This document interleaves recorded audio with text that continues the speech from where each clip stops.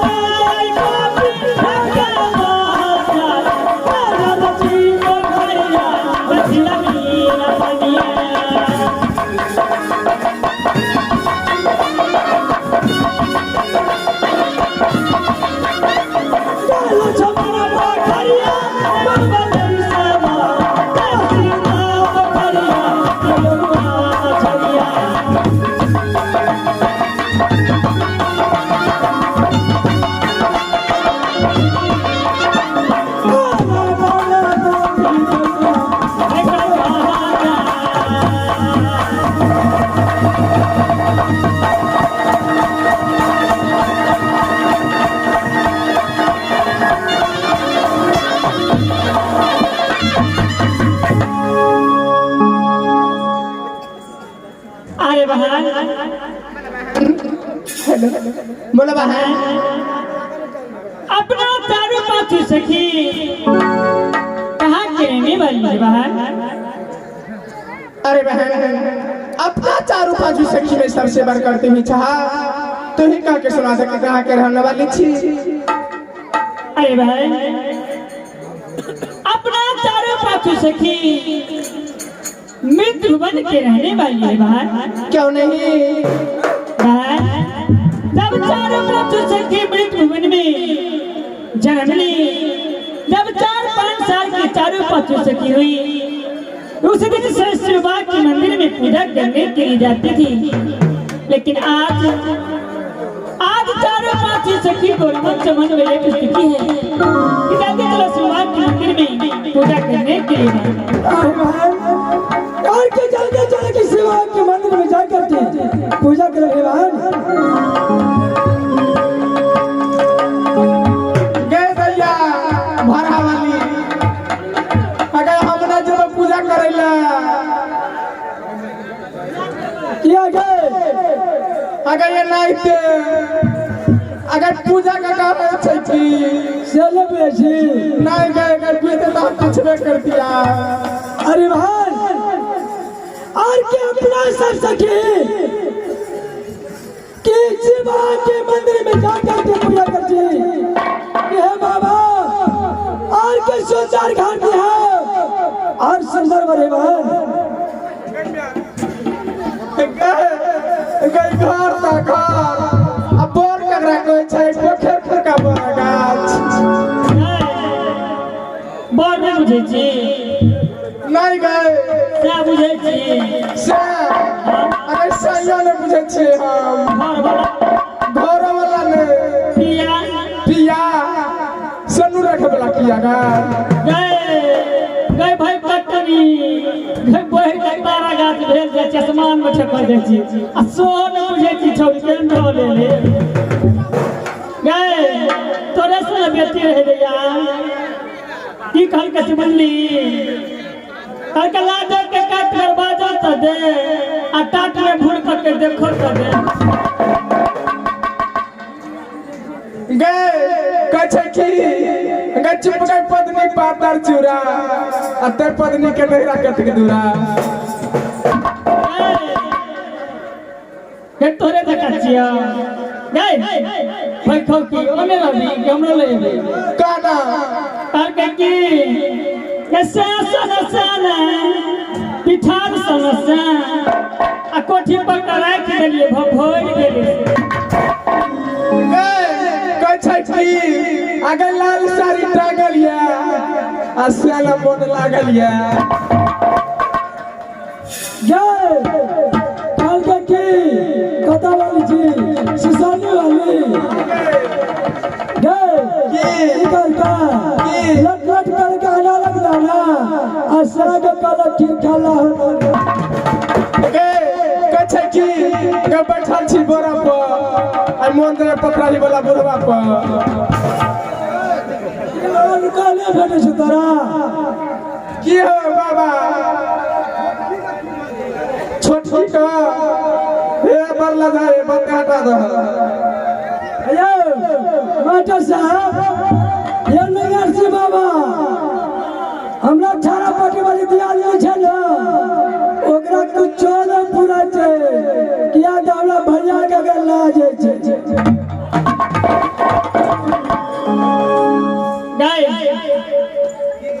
अरे भान और की जल्दी चला कि बहुत लेट हो गए और किस शिववार के मंदिर में जाकर के पूजा करवे महान क्या नहीं बात